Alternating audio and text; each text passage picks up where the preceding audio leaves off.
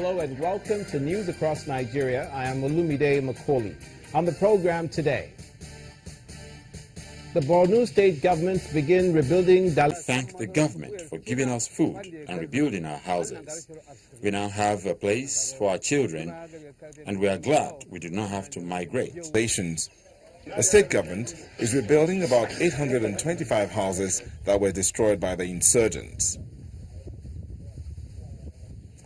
And the former governor of Osun State, Olagunsoye Oyinlola, says the efforts of the Nigerian army in the northeast region is surely winning the battle against Boko Haram. He also says the army has been able to recover almost all the villages captured by the insurgents. The former governor is also seeking understanding between the farmers and the herdsmen, which will bring an end to the incessant quarrels between the two parties, as seen in some parts of the country. There was a time when they were in charge of a sizable amount of lands where they declared their own caliphate. Today, you cannot say that any of such is happening. To that extent, whereby they can no longer host their flag to say this is a caliphate, I believe they have been reduced to stragglers now.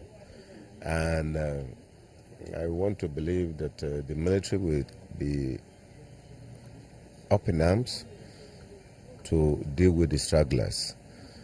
They wouldn't want to give up so easily because the activities are based on the level of indoctrination that they give to their members.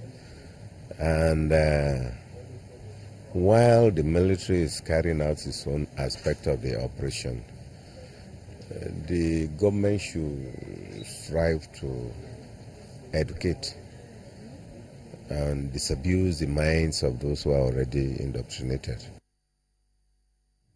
As the former governor of Osun State, Olagunsoye Oyinlola, meanwhile staying with the performance of the armed forces in fighting terror, the Chief of Air Staff, Air Marshal Sadiq Abubakar, says the military is in the last phase of ending the issue of Boko Haram in the country. He stated this during the commissioning of projects at the Air Force Medical Center in Benin City, the Edo State capital. He also said apart from equipping the military with the necessary logistics, the welfare of officers and their dependents remain top priority. The Chief of Air Staff, Air Marshal Sadiq Abubakar, alights from the aircraft at the 81 Maritime Group of the Nigerian Air Force, Benin City. He is received by senior officers of the Nigerian Air Force and sister military organizations. How are you? He then proceeds to inspect the quarter guard mounted in his honor.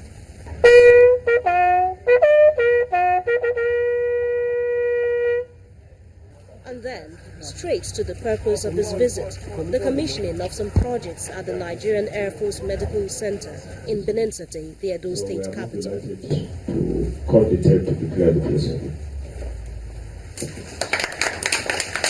After the commissioning of the projects, the Chief of Air Staff speaks to journalists on the force's interest in personnel welfare. Our focus is to ensure that we have a professional service. And in professionalism, it's not just about training the soldier, added value, and things are moving in the right direction. He also touches on security matters, especially the fight against Boko Haram insurgents. The whole issue with fighting terrorism, we are at the tail end of it. If you are reading, you will know that one of their enclaves has just been taken over, Alagarno. And from what I am seeing, my assessment, like I said, I was in the Northeast just some few days ago.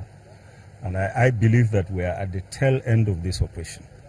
Before departing the 81 Maritime Group of the Nigerian Air Force Benin City, the Chief of Air Staff gives officers the assurance that the welfare of personnel and their dependents remain a priority to the government in its bid to rid the country of terror. You're watching News Across Nigeria. Coming up, the governor of Kaduna State swears in new Interim Council Chairman. Don't go away.